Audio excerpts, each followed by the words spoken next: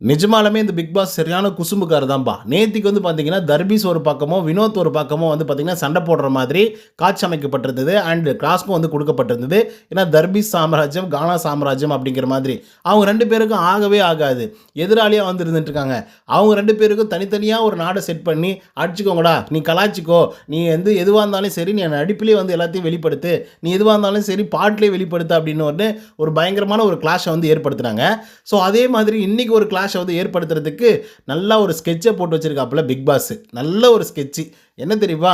நம்மளுடைய பார்வதி அவர்கள வந்து, அதாவது கண்ணழகி பார்வதி அவர்கள வந்து அரசியாக்கியிருக்காங்க தர்பீஸ் நாட்டுக்கு. இந்த பக்கம் பார்த்தா விக்ரம் அவர்கள வந்து அரசனாக்கியிருக்காங்க கானா ராஜ்யத்துக்கு. ஸோ இவங்க 2 பேருக்கு எவ்வளோ பெரிய கிளாஷ் ஆக்சுவலா 2 டேஸா வந்து நடந்துட்டு இருக்கு அப்படின்றது உங்களுக்கு நல்லாவே தெரிஞ்சிருக்கும்.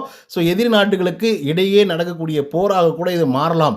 அண்ட் இதனால ஏகப்பட்ட கண்டென்ட் வரலாம் அப்படிங்கிறதுல மாற்று கருத்தே கிடையாது.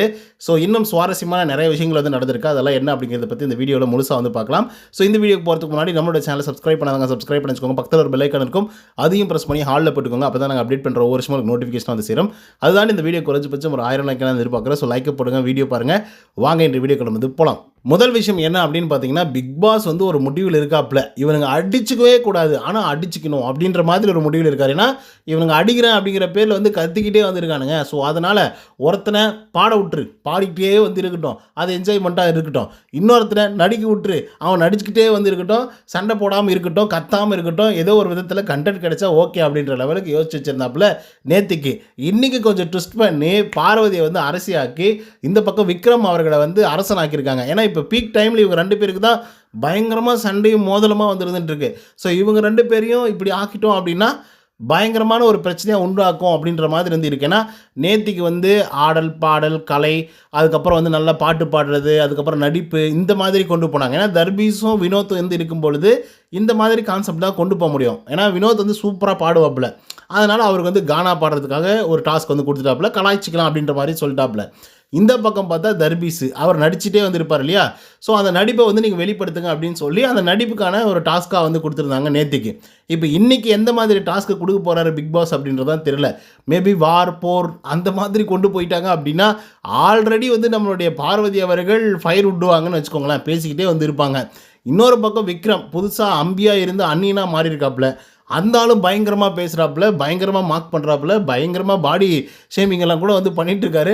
ஸோ அப்படி 2 பேருக்கும் உள்ளர வந்து முட்டிக்கிச்சுன்னு வச்சுக்கோங்க. நேத்தியுடைய கான்செப்ட்டில் ஒரே ஒரு கான்செப்டை மட்டும் தூக்கி இன்றைக்கி இருக்கக்கூடிய லைவ்லையோ இல்லை எபிசோட்லேயோ போடுறாங்கன்னு வச்சுக்கோங்களேன் அந்த கான்செப்ட். அது என்ன கான்செப்ட் அப்படின்னா, நீங்கள் கலாய்ச்சிக்கலாம் அப்படின்ற மாதிரி வந்து சொல்லியிருக்காங்க.